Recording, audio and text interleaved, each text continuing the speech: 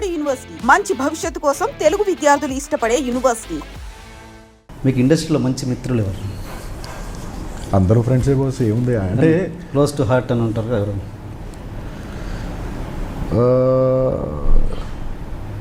నేను బాగా ఎక్కువ ఫ్రెండ్షిప్ చేసేది సురేష్ బాబుతో. సినిమా తర్వాత సినిమా చేయటం వల్ల ఆయనతోనే కంటిన్యూస్గా రిలేషన్షిప్ రన్ అవుతుంది.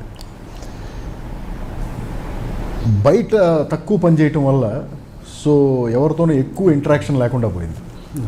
సో మనకు అందరూ తెలుసు, అందరికీ నేను తెలుసు, కలిసినప్పుడు హ్యాపీగా మాట్లాడుకుంటాం, అంతేగాని రోజు సాయంత్రం కలిసి.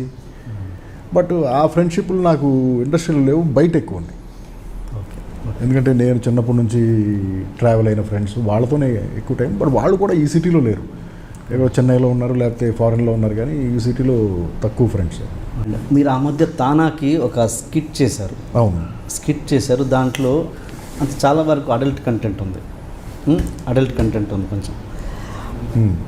అంటే మీరు మీ సినిమాలలో అవి ఎక్కడా కనబడవు, వెతికినా అది కనబడవు. అలాంటిది మీరు ఒక బాధ్యత గల టెక్నీషియన్గా మీరు అలాంటి skit what is adult content in that skit అమ్మా? ఇప్పుడు ఒక డ్రైనేజీలు రిపేర్ చేసే ఒక వేణుమాధవ్ లాంటివాడికి ఒక 2 ఎకరాల గచ్చిబౌలిలో ఉండి రియల్ ఎస్టేట్ భూమిలో వాడికి తెలియనంత డబ్బు వస్తుంది. ఆ డబ్బుతో వాడు వాళ్ళ అబ్బాయిని హీరోగా సినిమా పెట్టి సినిమా ఇండస్ట్రీలోకి వస్తే కొంతమంది బ్యాడ్ క్యారెక్టర్స్ చేతిలో పడి, ఒక బ్యాడ్ ప్రొడక్షన్ మేనేజర్, ఒక బ్యాడ్ కో డైరెక్టర్, ఒక బ్యాడ్ వ్యాంపు పడి ఆ డబ్బులన్నీ పోగొట్టుకుని మళ్ళీ అతను డ్రైనేజీలు రిపేర్ చేసుకునే స్టేజ్కి వెళ్తాడు. వాట్ ఇస్ దీంట్లో ఆ వేణుమాధవ్ వాళ్ళ అబ్బాయి ఎవరు? కృష్ణుడు. ఎలా ఉన్నాయి ఈ పోలికలు అంటే, పైన జయప్రకాష్ రెడ్డి గారు మా పైన అద్దెకున్నారు, అందుకే ఆ పోలికలు వచ్చాయి, అదేదో సంథింగ్ కదా, అలాంటి డైలాగ్స్ ఉన్నాయి. What is the big deal? సొసైటీలో జరగనయ్యా లేకపోతే మనం ఏం చేసామంటే మనం we are a bloody pseudo society. Okay, in the sense ఒక కాంటెక్స్ట్లో మాట్లాడితే అది అడల్ట్ కంటెంట్, అదే ఇంకొక కాంటెక్స్ట్లో మాట్లాడితే అది జోక్. సో ఈ లైన్ ఎవరు గీశారు?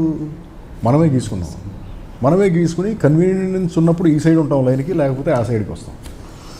సో ఇంతకంటే దారుణమైన జోక్స్ మనం రియల్ లైఫ్లో మాట్లాడుకోవట్లేదు. నేను మీ సినిమాలతో మీ సినిమాలు అలాంటివి ఎప్పుడు పొరపాటు కూడా కనబడలేదు ఇప్పటివరకు. అందుకని వేరే ఆర్టిస్ట్ అయితే నేను అడిగేవాడిని కాదు. Nothing boss. నౌ ఇప్పుడు అక్కడ కూర్చున్న ఆడియన్స్ ఎవరు? అమెరికాలో ఉంటూ అమెరికన్ మీడియాకి ఎక్స్పోజ్ అయ్యి అమెరికన్ సినిమాలకి ఎక్స్పోజ్ అయిన పీపుల్. సో నా జడ్జ్మెంట్ ఏంటంటే, ఇంతకంటే ఎక్కువ వాళ్ళు ఎక్స్పీరియన్స్ అయి ఉంటారు. ఇది పెద్ద జోక్ కాదు. మన సినిమాల్లో ఎలాంటి జోకులు ఉంటాయి? అదే నేను ఇప్పుడు వేరే ఎవరో బూత్ డైరెక్టర్ ఇక్కడ కూర్చొని ఉంటే నేను ఆ ప్రశ్న అడిగేవాడిని కాదుగా, మిమ్మల్ని కాబట్టి అడుగుతున్నాను. సో అందుకని అది కొంచెం ఆ లిబర్టీ తీసుకుని పెట్టాము. బట్ అంతకుమించి ఉండదు దాంట్లో. Okay, but see what the fun part was, వీళ్ళందరూ కలిసి ఎవరినైతే ఫాదర్ని సన్ని ప్లే చేసి ఒక అమ్మాయి మోసం చేసిందో, అది లాస్ట్ షాట్లో అసలు అది అమ్మాయి కాదు అబ్బాయి అంటమే కిక్. దట్ వాజ్ దానికి డ్రైవ్ చేయడం కోసం ఎన్ని పెట్టినాయి. మీరు పాత తరం షూటింగ్స్కి ఇప్పటి షూటింగ్స్కి, పాత తరం వర్కింగ్ స్టైల్స్కి ఇప్పటి వర్కింగ్ స్టైల్స్కి మీరు గమనించిన తేడా ఏంటి? నేను పుట్టి పెరిగింది ఫిల్మ్ ఇండస్ట్రీలో, కానీ బట్ నా చిన్నప్పుడు మా ఫాదర్ వాళ్ళు ఆంధ్రాలో షూటింగ్ అని వచ్చేవాళ్ళు.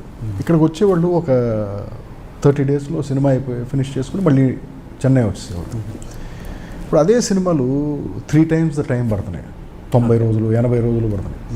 This I'm not able to understand. కంటెంట్లో అంత గ్రేట్ డిఫరెన్స్ ఏం రాలేదు, బ్యాక్డ్రాప్లో అంత కొత్త డిఫరెన్స్ ఏం రాలేదు. బట్ ఫిల్మ్ మేకింగ్ అనేది ఒక స్లోవర్ ప్రాసెస్ అయిపోయింది. ఓకే, ఇంత ముందుకి ఇప్పటికి సినిమా తీయడానికి చాలా ఎక్కువ టైం పడుతుంది. బట్ పారాడాక్స్ ఏంటంటే టెక్నాలజీ కూడా మారింది. ఎందుకంటే ఫాస్ట్గా ఎగ్జిక్యూట్ చేయడానికి కొత్త టెక్నాలజీ వచ్చేసింది. But the process of film మేకింగే చాలా స్లో అయిపోయింది. నౌ ఇందులో వేరియబుల్ ఫ్యాక్టర్ ఏంటి? మనుషులే. అంటే అప్పుడు ఒక టైప్ ఆఫ్ టెక్నీషియన్స్ యాక్టర్స్ ఉండేవాళ్ళు, ఇప్పుడు ఒక టైప్ ఆఫ్ టెక్నీషియన్స్ యాక్టర్స్ ఉన్నారు. వాళ్ళు ఆ స్పీడ్లో ఆ టైంలో ఎగ్జిక్యూట్ చేసేవాళ్ళు, వీళ్ళు ఈ స్పీడ్లో ఈ టైంతో ఎగ్జిక్యూట్ చేస్తున్నారు. మరి ఇప్పుడు ఏది కరెక్ట్ ఏది రాంగ్ అంటే ఆ టైప్ ఆఫ్ పాత టైప్ ఆఫ్ ఎగ్జిక్యూషన్ కనుక ఇప్పుడు చేయగలిగితే ఇప్పుడున్న బడ్జెట్స్కి I think producers will make a lot of money, ఎందుకంటే బోల్డ్ అంత టైం సేవ్ అవుతుంది. ఇప్పుడు ఈ సినిమాకి వస్తే మీకు ఏ లెటర్ సెంటిమెంట్ బాగా ఉన్నట్టుంది అసలు? ఆ అల్లరి కాదు సార్, అది అందరూ అడుగుతారు నన్ను.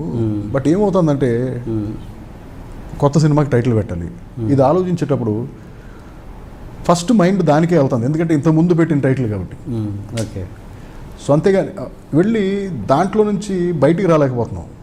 ఆ సినిమాకి అవును అని పెట్టాం కదా, అవును అంటే ఇప్పుడు అదుగో అలా అంటే అనుకుంటున్నాం, కానీ అది కావాలని ఆతో పెట్టింది కాదు. అది అంతేనా సెంటిమెంట్స్ అంటే ఇక పెడతాం వల్ల అవతలాడు ఏమనుకుంటాడంటే అది సెంటిమెంట్ అనుకుంటాడు. బట్ మనమేమో అని దాటి ఆలోచించలేకపోతున్నాం. అది ఆలోచించడానికి ట్రై చేసే ఆ ఉషా కిరణ్ సినిమాలకి నచ్చవులే నువ్వు ఇలా ట్రై చేసాం. బట్ సెంటిమెంట్ ఏముంది, అవి బాగానే అండి ఈ బాగానే. ఓకే, ఇప్పుడు చేస్తున్న ప్రాజెక్ట్ గురించి చెప్పండి. అసలు ఈ థాట్ ఎలా వచ్చింది? కొత్త థాట్ ఎలా వచ్చింది, ఎలా జనరేట్ అయింది అసలు మీ మైండ్లో? సార్ అది పెద్ద ప్రాబ్లం సార్. మీరు ఆ క్వశ్చన్కి సమాధానం చెప్పండి. థాట్ ఎలా వస్తుందని అడిగే క్వశ్చన్కి అంటే ఇది డిఫరెంట్, మీరు చేసిన అన్నింటిలో ఇది కొంచెం డిఫరెంట్. వన్ ఫైన్ డే సడన్గా ఎందుకో మైండ్లోకి వస్తుంది థాట్ అనేది, అంతే కదా, ర్యాండమ్గా వచ్చే థాట్.